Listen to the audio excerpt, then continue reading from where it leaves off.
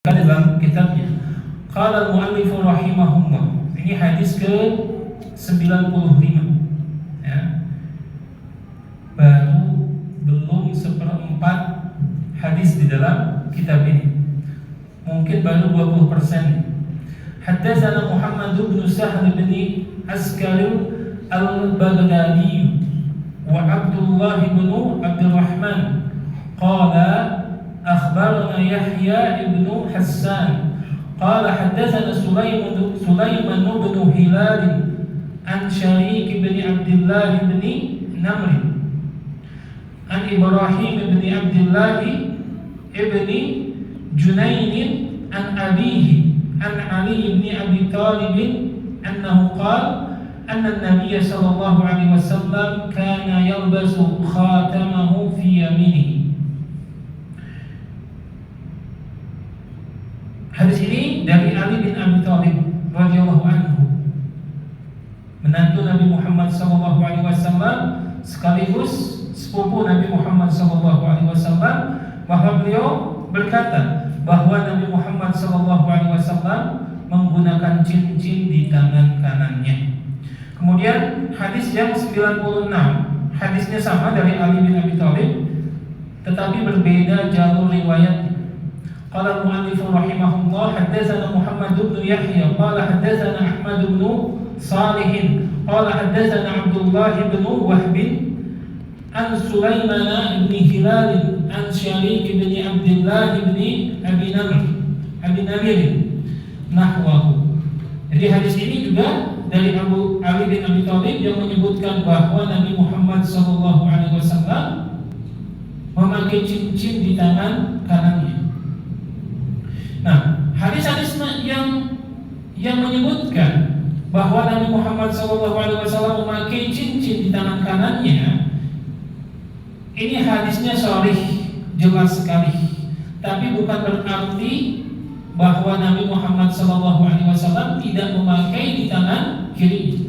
Jadi dalam ilmu usul, ya, ada yang disebut dengan mantuk. Mantuk itu adalah tekstual dari satu hadis ataupun satu ayat yang kemungkinan secara tekstual itu mengandung kesimpulan kalau Nabi Muhammad SAW memakai di kanannya, berarti Nabi Muhammad SAW tidak memakai di kiri. Ini pada hukum asal. Kalau tidak ada riwayat-riwayat yang menyebutkan Nabi Muhammad SAW memakai di kirinya, berarti kita mengambil mantuknya, tekstualnya, dan bisa jadi yang kiri terlarang. Tetapi karena ada riwayat dari Imam Muslim, ya, dari Thabit yang menyebutkan Nabi Muhammad SAW memakai di kirinya, maka tidak ada mafhumnya, ya, karena kedua-duanya valid dari Nabi Muhammad SAW. Kemudian hadis yang ke-97, qala al-mu'allif rahimahullah haddatsana Ahmad bin Mani' qala haddatsana Yazid bin Harun عن حماد بن سلمة قال رأيت أنه قال رأيت ابن أبي رافع يتختم في يمينه فسألته عن ذلك فقال رأيت عبد الله بن جعفر يتختم في يمينه وقال عبد الله بن جعفر كان رسول الله صلى الله عليه وسلم يتختم في يمينه. Jadi ada seseorang, berarti kan di zaman tabi'in, ya, seseorang melihat Abdullah bin Ja'far, ya.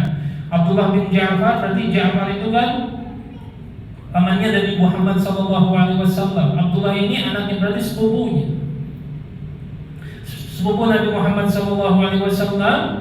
Ditanya oleh muridnya atau orang yang sejaman dengannya, yang bertemu dengannya, mengapa engkau menggunakan cincin di tangan kanan?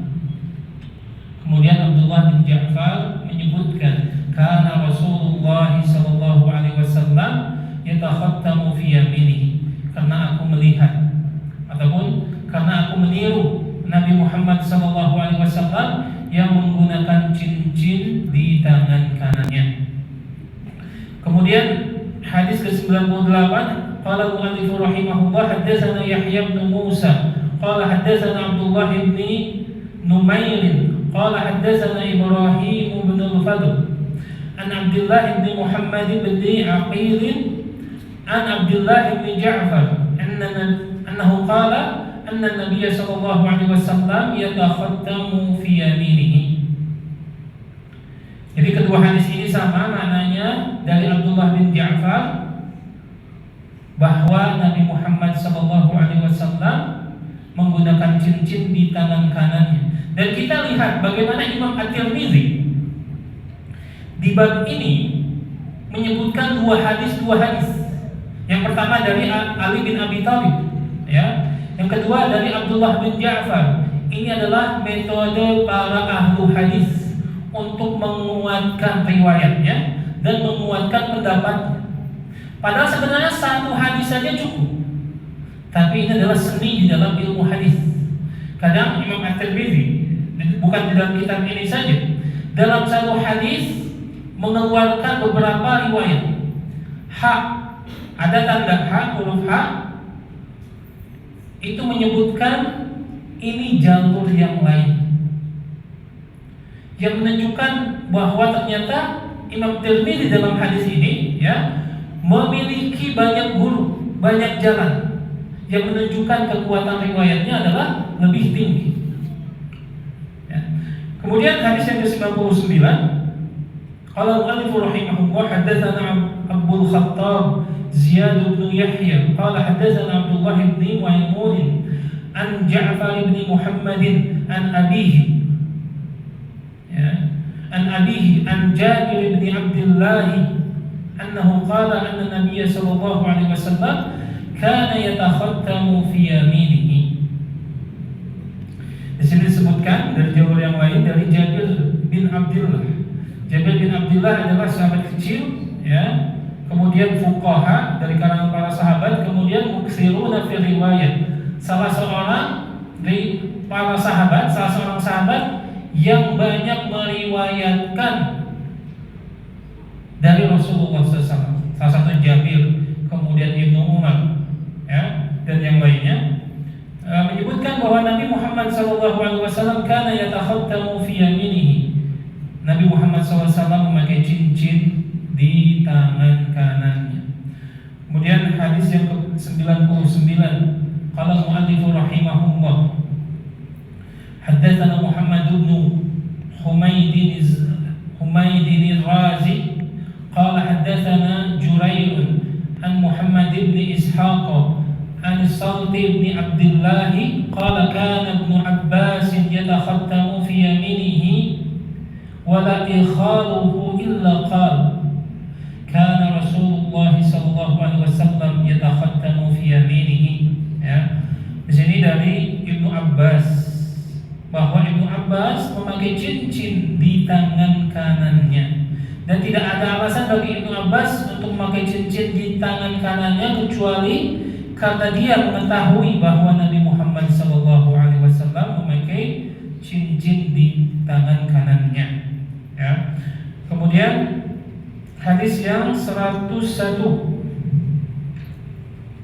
Qala al-mu'allif rahimahullah haddatsana Muhammad bin Abi Umar qala haddatsana Sufyan an Ayyub bin Musa النافي عن ابن عمر أنه قال أن النبي صلى الله عليه وسلم اتخذ خاتما من فضة وجعل فصه مما يلي كفه ونقش فيه محمد رسول الله ونهى أن ينقش أحد عليه وهو الذي سقط من معيكب في بئر أريس.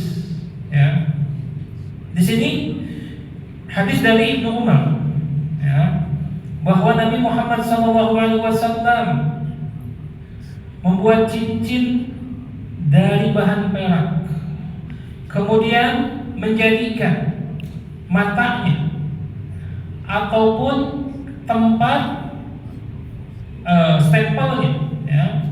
Sebagaimana saya sebutkan bahwa di pelajaran yang lalu Nabi Muhammad SAW membuat cincin, kemudian ada matanya, kemudian di situ ada ukiran Muhammad Rasulullah.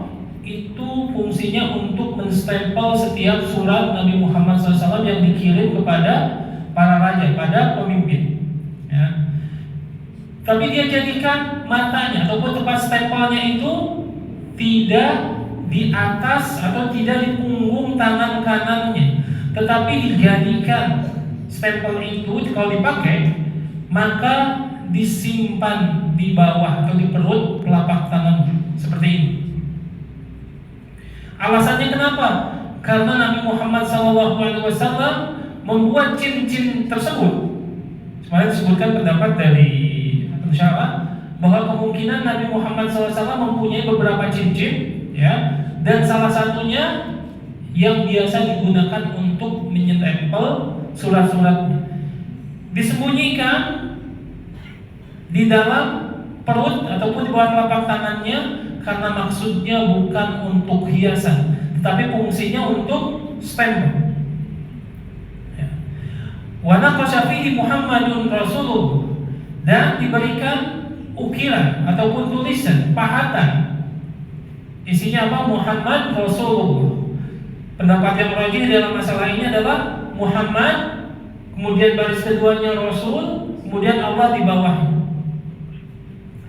Kemudian wanaha an yanqusha ahadun alaihi, dan melarang para sahabatnya untuk membuat cincin yang sama. Karena ini stempel pribadi, terlebih ini bukan masalah stempel kenegaraan, lebih tinggi dari itu. Ini stempel keumatan, urusan dakwah. Jadi tidak boleh ada yang meniru stempel Nabi Muhammad SAW. Dan ini yang disebutkan oleh pensyarah, haram bagi kita di zaman kita saat ini meniru-niru stempel milik orang lain. Di sini Masjid Al-Hikmah, ya. Kemudian ditiru supaya dipakai untuk tujuan tertentu, ya. Maka itu adalah dosa kalau tanpa seizin pengurus yang resmi, ya. Begitu pula stempel pribadi, ya. Maka di zamannya para ulama memiliki stempel, para raja memiliki stempel, ya. Fungsinya apa? Untuk validasi surat-surat yang mereka kirim, pendapat-pendapat mereka yang mereka tulis, ya. Oleh itu meniru stempel-stempel yang fungsinya adalah pribadi ataupun lembaga, maka itu diharamkan oleh syariat. Kemudian itu di zamannya, berarti di zamannya tidak boleh, tidak ada sahabat yang memiliki cincin kemudian bertuliskan Muhammad Rasulullah SAW. Kemudian di zaman kita seperti apa? Maka larangan ini sudah tidak berlaku, karena kemanfaatan cincin itu pun sudah tidak ada. Terlebih cincin itu sudah jatuh di sumur Aris, namanya di Madinah, ya.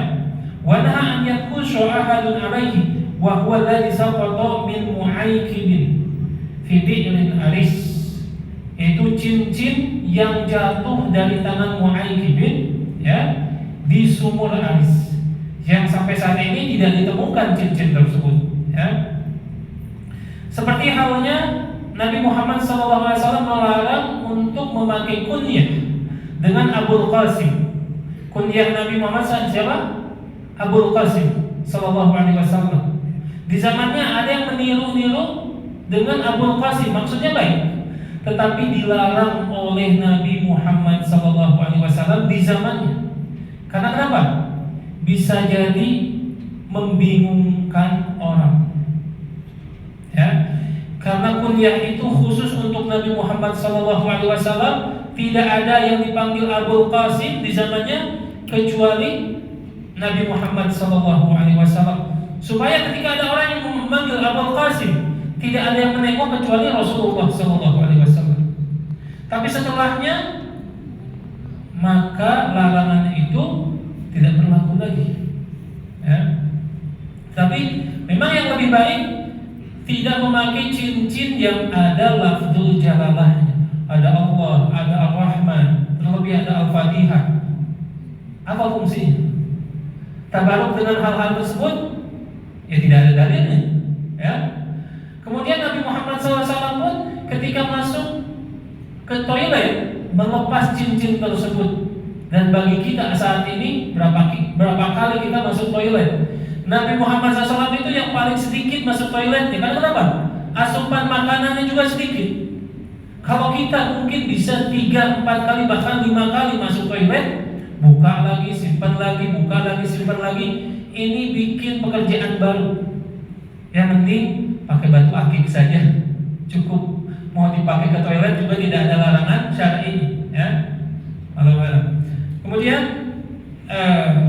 jemaah yang dirahmati oleh Allah Subhanahu wa taala, ya, hadis yang 102 qala mu'allif rahimahullah qala hadatsana Qutaibah bin Sa'id qala hadatsana Hatim bin Ismail an Ja'far bin Muhammad an abihi annahu qala kana al-Hasan wal Husain yatakhattamani fi yasarihima. Ya. Ini disebutkan oleh penulis Imam At-Tirmidzi, ya, bahwa Hasan dan Husain. Siapa Hasan dan Husain? Al-Hasan dan Al-Husain itu ditulisnya harus pakai alif lam untuk membedakan Hasan dan Husain lainnya. Terlebih di zaman ini. Kalau bahasa hadis, Al-Hasanu wal Husainu berarti siapa? Cucunya Nabi Muhammad SAW. Bahwa dikatakan di sini, ya, pada diriwayatkan oleh An-Nasa'i dari jalur yang lainnya, bahwa mereka berdua menggunakan cincin di tangan kirinya. Ya. Wa hadha yufidu anna al-amr fi dhalika wasi'un in syaa'a takhattama fi yaminihi wa in syaa'a takhattama fi yasarihi fa bi kullin thabatat sunnatu 'anil nabi sallallahu alaihi wasallam. Dan di sini menyebutkan bahwa hal ini termasuk hal yang sangat luas, ya. Bukan hal yang makruh dan terlebih haram memakai cincin di tangan yang kanan, tapi boleh kedua-duanya karena kedua-duanya dilengkapi dengan dalil-dalil sunnah yang sahihah. Kemudian hadis yang 103 bahwa di sini disebutkan qala mu'allif rahimahullah hadatsana Abdullah bin Abdurrahman qala hadatsana Muhammad bin Isa wa huwa ibn Tabba'i qala hadatsana Abbad bin al-Awwani an Sa'id bin Abi Arubah an Qatadah an Anas bin Malik annahu qala annahu sallallahu alaihi wasallam kana yatakhattamu fi yaminihi. Ya. Di sini disebutkan dari Anas bin Malik bahwa Anas bin Malik menyebutkan bahwa Rasulullah SAW memakai cincin di tangan kanannya. Wa qala Abu Isa hadza haditsun gharibun la na'rifuhu min hadits Sa'id bin Abi Arubah an Qatadah an Anas an Nabi sallallahu alaihi wasallam nahwahu hadza illa min hadzal wajh. Di sini disebutkan bahwa hadis tersebut, ya, termasuk hadis gharib. Hadis gharib ini menurut Imam At-Tirmidzi, ya, itu yang di salah satu tabaqatnya, level para rawinya ada satu orang yang meriwayatkan. Ini penting dipelajari. Gimana? Misalkan saya sedang berbicara, ini sekitar lebih dari misalkan 50 orang membicarakan bahwa maksud Badrul Zaman mengatakan ini dan itu di majelis ini. Kemudian dari Afrika disampaikan lagi kepada orang yang tidak hadir. Satu orang saja, katakanlah namanya Andi. Andi ini hanya meriwayatkan sendiri kepada jamaah yang banyak lainnya ke masjid sebelah, bahwa maksud berkata seperti ini, jalurnya dari siapa? Dari Eka. Kemudian masjid sebelah meriwayatkan semuanya tertuju kepada Andi, dan Andi menyendiri. Kalau Eka di sini banyak temannya.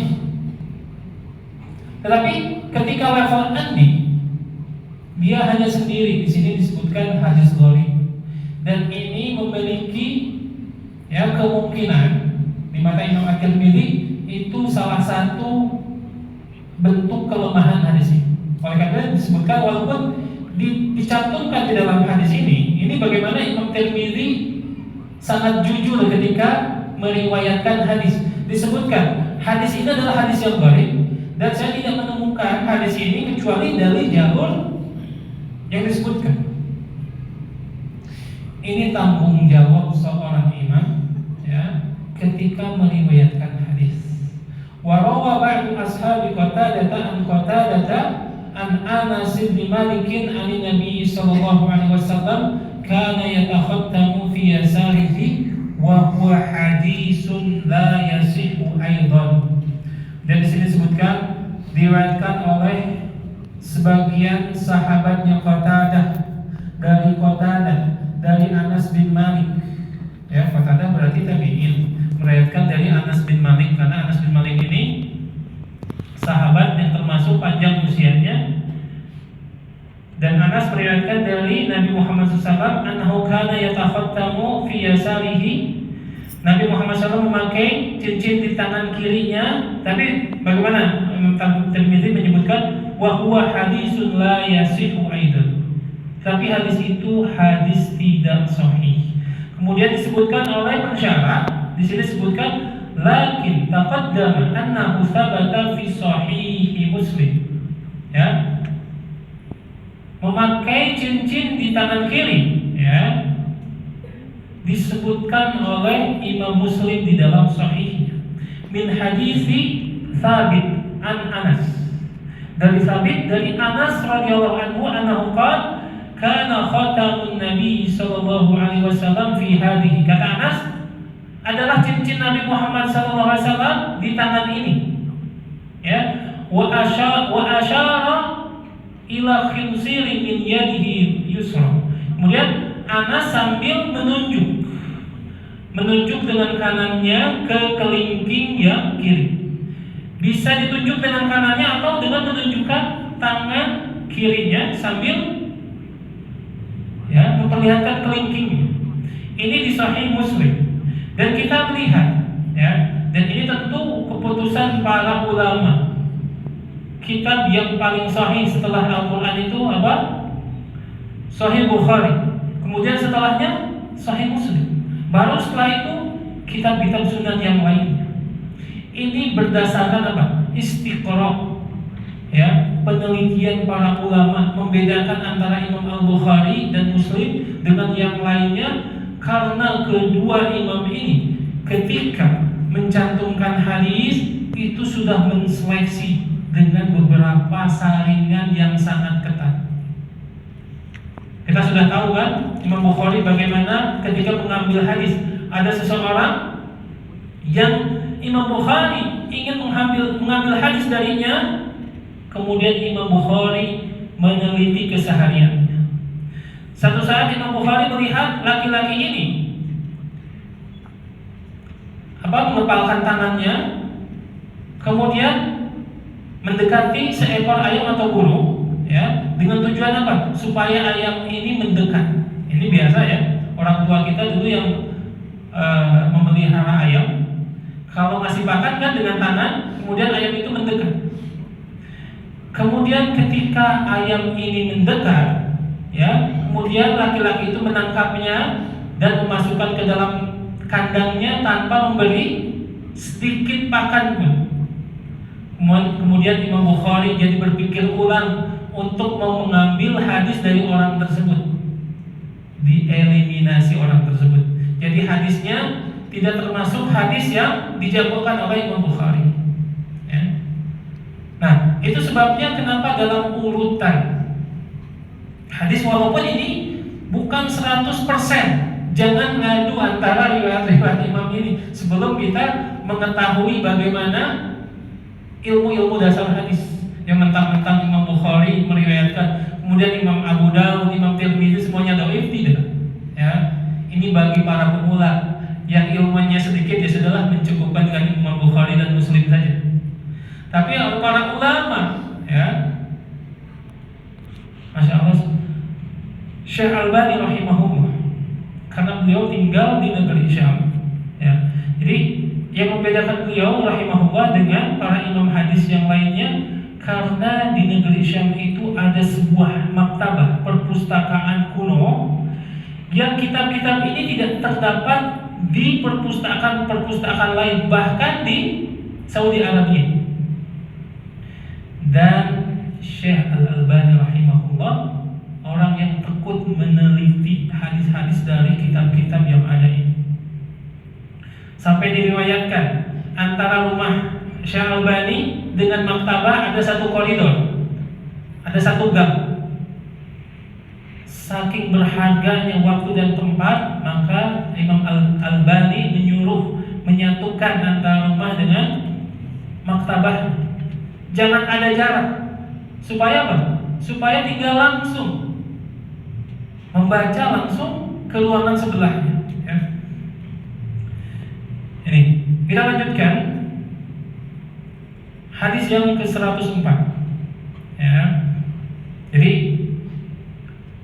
hadis tentang bahwa Nabi Muhammad SAW memakai cincin di tangan kirinya terdapat di dalam Sahih Muslim dari Thabit dari Anas bin Malik.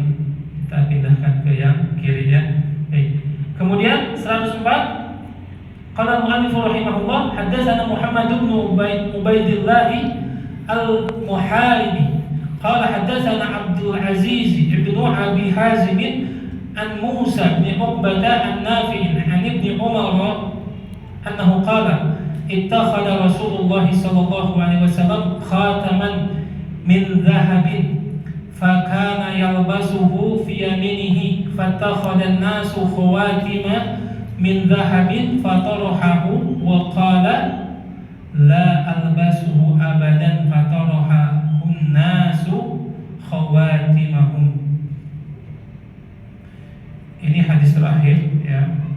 Kita dengar dulu adzan, mungkin nanti waktu antara adzan iqamah saya sampaikan penjelasannya. Ada